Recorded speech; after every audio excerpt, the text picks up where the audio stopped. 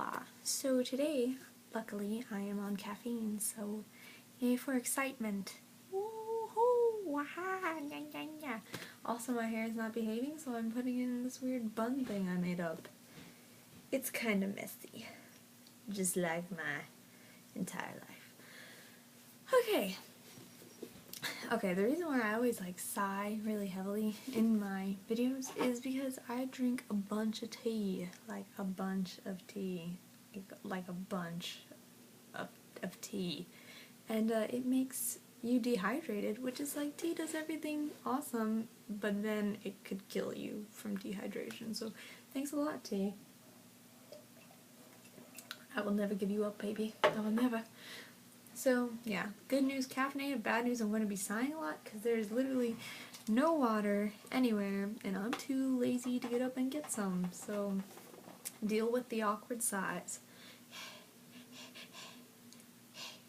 Okay, now that we got that out of the way, today I'm going to do another book review, and this is probably inverted, but oh well. It's The Road by Cormac McCarthy.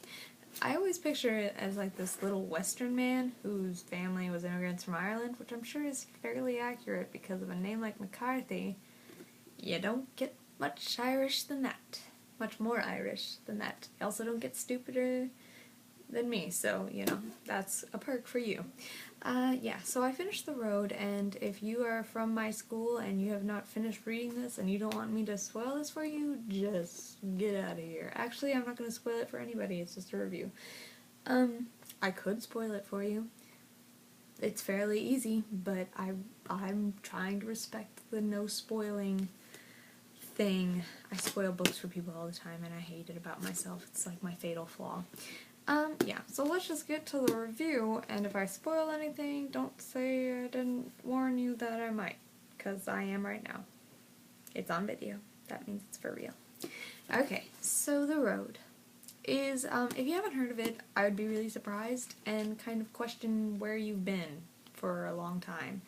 It came out in, let's check the copyright, 2006. So it's been around for a while, and there was a movie made for it in 2009? Which I hope to see soon. Yeah, I haven't seen the movie, so if you're like, oh, I know The Road, it's so good, I saw the movie, you don't know The Road, I know. So get on a detour and read the book, and then we'll be on the same road, and we can talk about The Road on a road. Yeah. The Road, basically, if you don't know what it is a post-apocalyptic novel, which they say, like, the searing post-apocalyptic novel, so you know right off the bat what you're getting into. And it's about a father and a son who are on a road and trying to follow a road to the coast, wherever that is. It's not really specifically clear, but I think they're going to the west coast, I feel like, but I'm not, no one's 100% sure. And basically the whole world is burning. Well, now it's ash, but sometimes it erupts in fire. And everyone has gone ballistic or is dead. And I literally mean everyone has gone ballistic or is dead. Except for these two people, a man and his son, whose names are never mentioned in the whole book. So if you don't like not knowing people's names, just don't read the book. And yeah, it's just their struggle for survival and their journey together and their relationship. And here is why I thought this would be a good book to review, because it can really jumpstart your reading experience. Like, if you haven't read a book in a while, you're looking for a book to pick up and go through, I would definitely suggest this one because it's really fast-paced. But another good thing about it is sometimes books are fast-paced, but that doesn't mean they're good. Perfect example is I just finished Divergent, which I will make a second video about a review for that one. But that was really fast-paced, but wasn't like the best book I ever read. This is fast-paced and it was a really good book. The writing style is really unique. This is all dialogue, and you can tell it's dialogue. It kind of takes a while to get used to that they have no quotation marks or any hint of dialogue, but the spacing of the book is pretty self-explanatory of what's going on. Also, the fact that they don't have names is kind of interesting.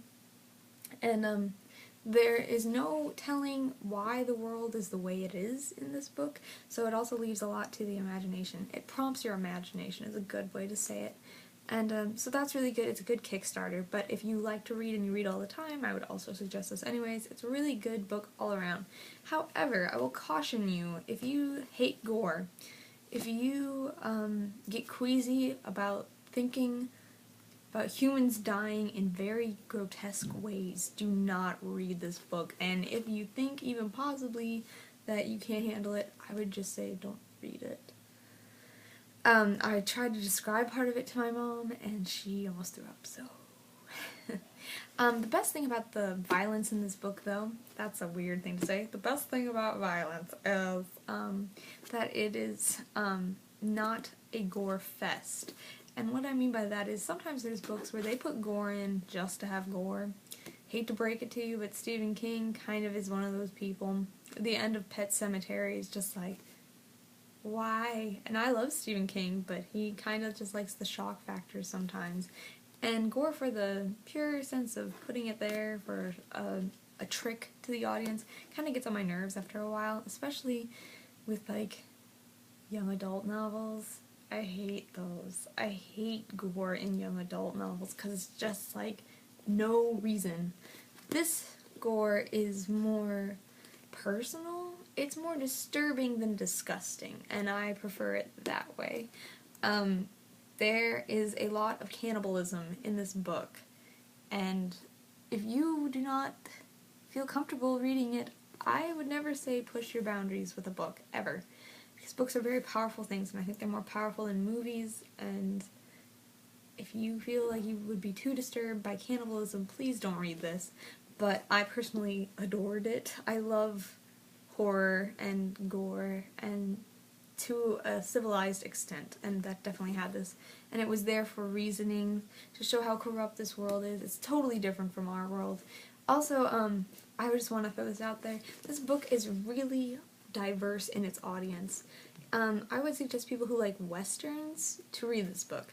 The writing style is very nostalgic western to me. It just reminds me of like 3:10 to Yuma and like old John Wayne movies and everything. Just the style, I can like read it with a southern drawl. Like the writing style is just very Old West, and I don't know why. Like there's no real like reason why I should feel that way. But if you want to know, Cormac McCarthy has written several books like No Country for Old Men, Blood Meridian, All the Pretty Horses, The Crossing, and Cities of the Plain, and a lot of those are kind of southern western type books, so that's probably why. I don't know where he's from, but I just feel like he's from the south or the west, so it's got that old nostalgic kind of writing style, which I really love. I love nostalgic writing, like the tone, or the voice. I don't know. We do so many vocab quizzes over literary terms. I don't know what to call it.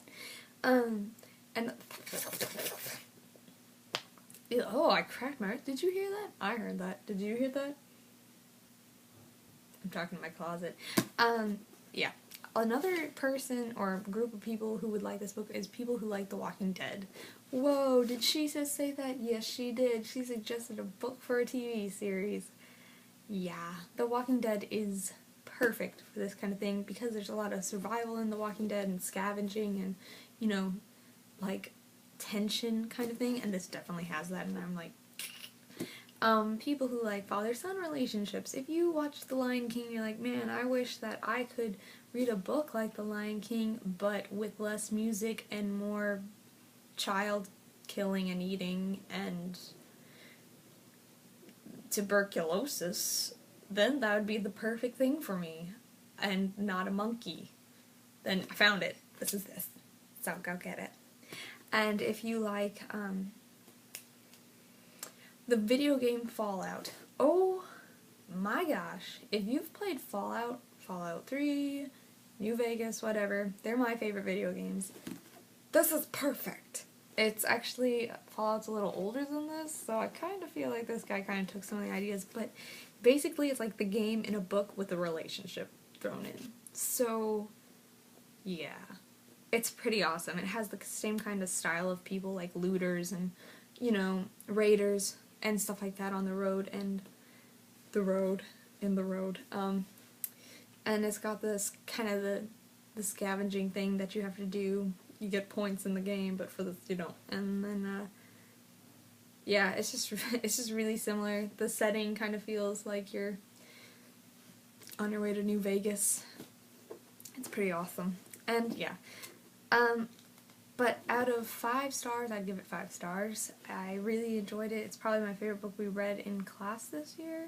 That or Brave New World. And I think it's really potent. Like, it's a very powerful book about relationships. And the best thing about it is that the father and son never say I love you to each other, but you can tell by their actions and words that they do. And the author did that intentionally. I just read that yesterday and I'm like, props to you, man. Manipulating the English language. Hooray. And there's a lot of symbolism and it's just really deep but fast and easy. So if you're kind of like, oh, I don't like deep books, I don't like adult fiction, I don't like, you know, getting into heavy novels, this is a good starter. It's a great Kickstarter kind of book. And if you are into gore or horror, it's a good book. If you're into westerns, it's a good book. But if you like to read like books like Twilight and you know, like Pride and Prejudice, just move along. Get out of here. I don't even know why you're here. I'm sorry. Just go. I hate romances. I'm just going to be honest. I hate them. Okay, so The Road. I highly suggest it. 5 out of 5. Happy reading. If you've read it already, tell me below in the comments what you thought. Maybe you didn't like it. Maybe you loved it. I don't know. And tell me if I should rent the movie or not, because I kind of am scared of some of the scenes. I don't know if they're in the book. But was the movie super good? I've heard mixed reviews. Okay. See you guys later. Toodles. I'll make another video in a second.